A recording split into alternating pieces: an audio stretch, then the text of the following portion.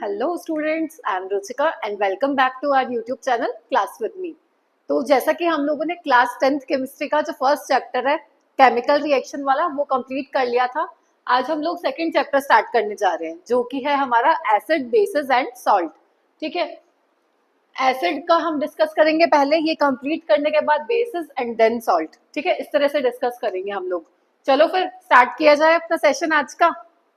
चलो देखो, सबसे पहले तो हम लोग देखते हैं एसिड। एसिड क्या होता है? बिल्कुल सिंपल सी डेफिनेशन बताऊं तो कोई भी वो सब्सटेंस जो वाटर में डिसॉल्व करने पे H पॉजिटिव आयन देता है। ध्यान रखना, वाटर में डिसॉल्व करने पे, नॉर्मली नहीं, वाटर में डिसॉल्व करने पे H पॉजिटिव आयन देगा, उसको हम लोग एसिड कंसीडर करते हैं। चलो फिर देख लेते हैं इसकी definition. Acids, N acid is a substance which contain hydrogen ions, जिसके पास हाइड्रोजन आयंस होते हैं, and produce H positive ions in its aqueous solution. Aqueous का मतलब क्या हो गया यहाँ पे? वाटर। इसका मतलब क्या हो गया? वाटर। जो वाटर के साथ क्या देता है? H पॉजिटिव आयन देता है। बहुत सारे एग्जांपल्स हैं इसके, जैसे हम लोग देखते हैं HCl हाइड्रोक्लोरिक एसिड हो गया, सल्फ्यूरिक एसिड, H2SO4 वो भी एक अच्छा एसिड है। तो देखो कौन कौन से एग्जाम्पल हैं इसके। HCl, इसका नाम क्या होता है? Hydrochloric acid. एक्वस मतलब वाटर, या आप लिख सकते हो, अगर एक्वस नहीं लिख रहे तो यहाँ पे H2O लिख दो, एक ही बात है। ये किसमें? डिसोसिएट। डिसोसिएट मतलब टूटना, आयोनाइज होना बोल सकते हो, डिसोसिएट या फिर ब्रेक डाउन, तीनों एक ही बात है। ठीक है, तो मैं क्या कह रही हूँ, HCl किसमें डिसोसिएट होगा, या फिर आप कह सकते हो किसमें ब्रेक डाउन होगा। तो HCl टूटता है H पॉजिटिव में और Cl नेगेटिव में। तो ये H पॉजिटिव आयन दे रहा है, इसलिए ये एक एसिड है। HCl क्या होता है? एक अच्छा एसिड माना जाता है। H2SO4, इसका नाम क्या होता है? Sulphuric acid. ये एक्वस कंडीशन वाटर में लिया तो क्या देगा? H positive. ये 2 मैंने क्यों लगाया है? यहाँ पे 2 हाइड्रोजन है, इसलिए ये वाला आगे आ जाता है, 2H पॉजिटिव। और साथ में SO4 2 माइनस, ये भी हाइड्रोजन आयन दे रहा है, इसलिए ये भी एक एसिड है। और देखो HNO3, इसका नाम होता है हमारे नाइट्रिक एसिड। नाइट्रिक एसिड, इसको वाटर में डिसोसिएट करते हैं तो क्या बनता है? H पॉजिटिव और NO3 नेगेटिव। ये भी H पॉजिटिव आयन दे रहा है, तो ये भी एक अच्छा एसिड है। ठीक है, तो सिंपल से डेफिनेशन क्या देखी हम लोगों ने एसिड की? जो वाटर में डिसॉल्व करने पे H पॉजिटिव आयन देते हैं उसको हम एसिड बोलते हैं। इस एसिड के भी काफी सारे टाइप्स होते हैं, उनकी स्ट्रेंथ के बेस पे, उनकी कंसेंट्रेशन के बेस पे, तो हम एक एक करके स्टडी करेंगे एसिड के टाइप्स क्या क्या होते हैं।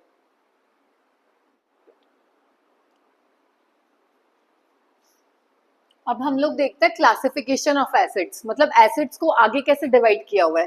काफी चीजों के बेस पे किया हुआ है, उनकी स्ट्रेंथ के बेस पे, उनके कंसंट्रेशन के बेस पे। तो सबसे पहले हम लोग डिस्कस करेंगे डिपेंडिंग ऑन स्ट्रेंथ, कि स्ट्रेंथ के बेस पे एसिड को कैसे क्लासिफाई किया गया है। देखो एसिड जो है वो 2 टाइप्स के होते हैं उनकी स्ट्रेंथ के बेस पे। एक होता है हमारा स्ट्रॉन्ग एसिड, एक होता है हमारा वीक एसिड्स। देखो स्ट्रॉन्ग एसिड्स कौन से होते हैं?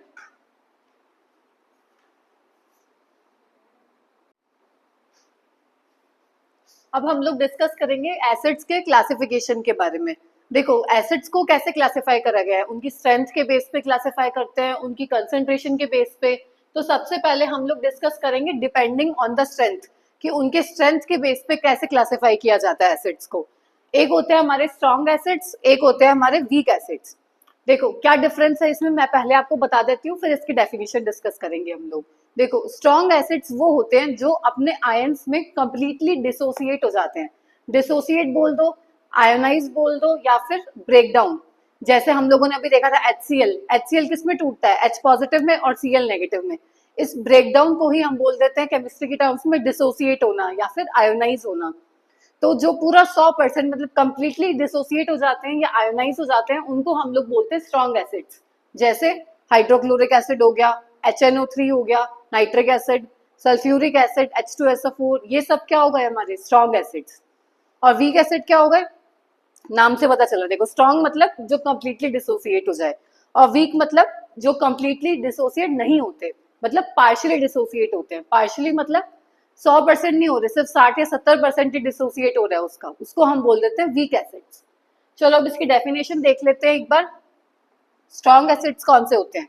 These ionize completely in their aqueous solution.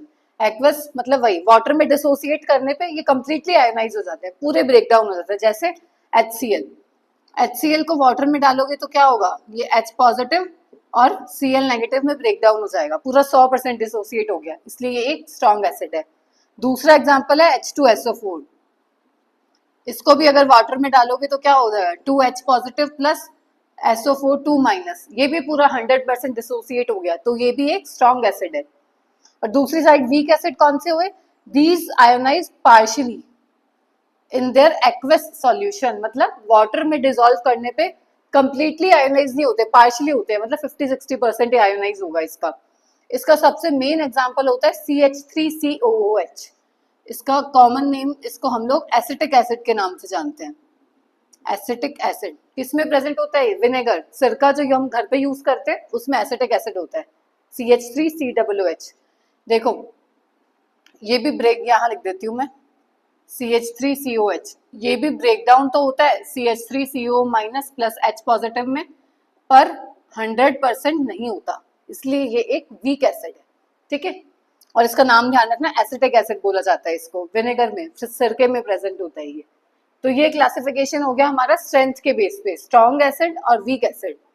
फिर से देख लो, स्ट्रॉन्ग एसिड मतलब जो कंप्लीटली आयोनाइज हो जाते हैं अपने एक्वस सॉल्यूशन में, जैसे HCl, H2SO4, HNO3, ये सब हमारे स्ट्रॉन्ग एसिड्स में आ जाएंगे। और वीक एसिड जो 100% आयोनाइज नहीं होते हैं, जो पार्शियली आयोनाइज होते हैं, जैसे एसिटिक एसिड, और भी होते हैं जैसे फॉर्मिक एसिड हो गया, HCOH, ये भी वीक एसिड का एग्जाम्पल है। मेन आपको ये ध्यान रखना है एसिटिक एसिड का, ठीक है। तो ये था स्ट्रेंथ के बेस पे। अब हम लोग कंसंट्रेशन के बेस पे भी देख लेते हैं एक बार।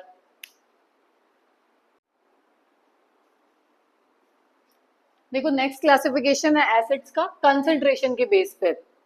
दो तरह के एसिड्स होते हैं, कंसंट्रेटेड एसिड और डाइल्यूट एसिड्स। देखो आप लोगों ने कभी जनरली वर्ड तो सुना होगा कंसंट्रेशन, कंसंट्रेटेड, इस वर्ड का मतलब क्या होता है, गाढ़ा, या फिर कह सकते हो बिल्कुल बेसिक विस्कस, गाढ़ी चीज होती है ना जैसे, उसको बोलते हैं कंसंट्रेट। और दूसरी साइड क्या है हमारे पास, डाइल्यूट, डाइल्यूट का मतलब लिक्विड, पानी ऐड कर दिया उसमें तो वो डाइल्यूट हो गया। उसी से रिलेट करके हम पढ़ते हैं कंसंट्रेटेड एसिड और डाइल्यूट एसिड्स। कंसंट्रेटेड एसिड मतलब जिसमें, कंसंट्रेटेड एसिड मतलब जिसमें एसिड का कंटेंट ज्यादा है और वाटर कम है। कंसंट्रेट गाढ़ा है वो चीज, विस्कस है, जैसे कंसंट्रेटेड HCl, डाइल्यूट HCl। ये वर्ड्स आप लोगों ने प्रैक्टिकल लैब में गए होंगे तो बॉटल्स के ऊपर लिखा हुआ होता है कि ये कंसंट्रेटेड HCl है, ये डाइल्यूट HCl है। कंसंट्रेट मतलब उसमें वाटर ऐड नहीं है, पूरा का पूरा HCl ही है, गाढ़ा है वो। और डाइल्यूट मतलब उसमें वाटर ऐड कर दिया हमने, ठीक है। तो इसकी डेफिनेशन देखो, concentrated acid, a large amount of acid is present in fixed amount of its aqueous solution। Fix amount of solution में ज्यादा अमाउंट में एसिड प्रेजेंट है और वाटर कम है। और डाइल्यूट में उल्टा हो गया, इसका अपोजिट हो गया, एसिड तो कम है पर वाटर ज्यादा है, कहते हैं ना डाइल्यूट कर दो इस चीज को, मतलब वाटर ऐड कर दिया उसमें। A small amount of acid is present in fixed amount of its aqueous solution। ठीक है, आया मतलब समझ में आपको, सिंपल सब टर्म का मतलब समझो, डाइल्यूट का मतलब वाटर ऐड कर देना, और कंसंट्रेट, कंसंट्रेट मतलब गाढ़ा, विस्कस। तो जो नॉर्मल एसिड है जैसे कंसंट्रेटेड HCl, उसमें वाटर की अमाउंट कम है, पूरा का पूरा HCl है। और डाइल्यूट HCl मतलब उसमें हमने एसिड ऐड, वाटर ऐड कर दिया, पतला कर दिया उसको, डाइल्यूट कर दिया। तो ये डिफरेंस हो गया हमारा कंसंट्रेटेड एसिड में और डाइल्यूट एसिड्स में, ठीक है।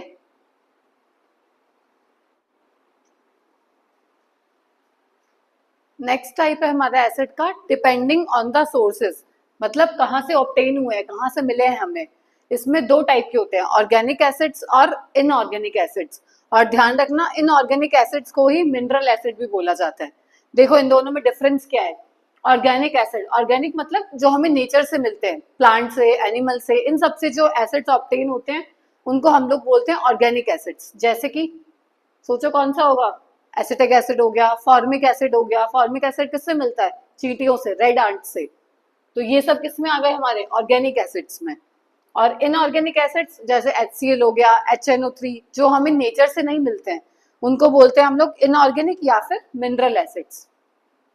देख लो डेफिनेशन एक बार इसकी, these are those acids which are obtained from plants or animals and are usually naturally occurring, normal nature से मिलते हैं हमें, जैसे कि फॉर्मिक एसिड, रेड आंट्स, लाल चींटी होती है ना जो, उससे मिलता है हमें ये।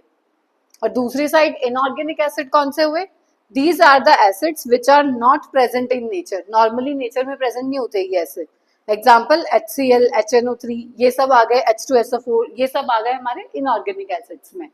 तो 3 टाइप देख लिया हम लोगों ने, सोर्स के बेस पे, ऑर्गेनिक और इनऑर्गेनिक। फिर कंसंट्रेशन के बेस पे देखा था कंसंट्रेटेड एसिड और डाइल्यूट एसिड, और स्ट्रेंथ के बेस पे कौन कौन से थे, स्ट्रॉन्ग एसिड और वीक एसिड। ठीक है, ये 3 टाइप्स होते हैं हमारे एसिड्स के।